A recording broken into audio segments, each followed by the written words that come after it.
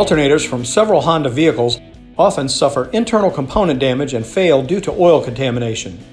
These vehicles include 2008 through 2017 Honda Accord, Pilot, Odyssey, and Crosstour models with the 3.5-liter V6 engines. Several Acura models, also with a 3.5-liter V6 engine, can have this same concern. The alternator on these vehicles is located directly below the front valve cover cylinder head area. Engine oil will often leak from the variable valve timing solenoid assembly located on top of the front valve cover. This leaking oil will enter the alternator, causing severe damage to the brush assembly and rotor slip rings, leading to a failed alternator in a no-charge condition. Let's look at the type of damage that will occur to the internal components of the alternator.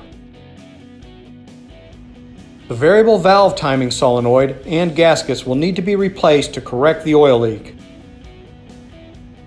There is a technical bulletin, TBA number 0150, included in the box with the replacement alternators for these vehicles regarding this concern. Also, make sure to refer to Honda TSB number 20-023, dated March 5, 2020, for detailed repair instructions for this problem. Anytime the alternator is removed from one of these vehicles, it is very important to carefully inspect the alternator for evidence of oil contamination. Any oil leaks into the alternator may have been the original cause of the alternator failure and must be repaired to prevent failure of the replacement alternator. Here are examples of alternators from several of these vehicles with evidence of oil contamination.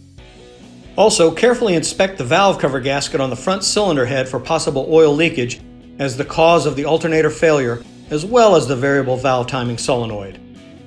It is also important to inspect the drive belt, belt tensioner, and idler pulleys for wear and damage anytime you are diagnosing a charging system problem or replacing an alternator. A loose or worn drive belt can lead to reduced alternator performance and affect other vehicle systems such as the air conditioning system or power steering system on many vehicles.